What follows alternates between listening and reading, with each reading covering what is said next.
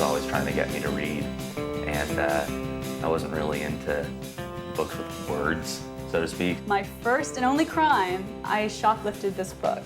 And I found this book of complete Calvin and Hobbes. It was in English, but I said, I don't care. I'm gonna learn this language just to understand this book. My initial impression when I saw him was that the guy's making it harder for the rest of us, because he's setting this ridiculous standard of excellence that hadn't been seen since the Pogo years in drawing.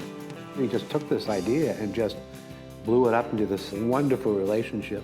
Here was a strip that was much better drawn than anything in the papers, that had a really fresh perspective, and it just took off. I got a lot of attention for a resemblance to Calvin and Hobbes.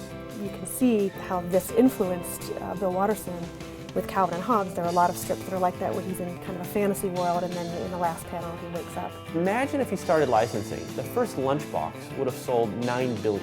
My friends and I even made a personal bootleg Calvin shirt just for ourselves. There we go. Oh, look at that. Watterson was coming out of more of the artistic tradition of this, look, we can raise this art up, and others were coming from, look, it has always been this intersection of art and commerce.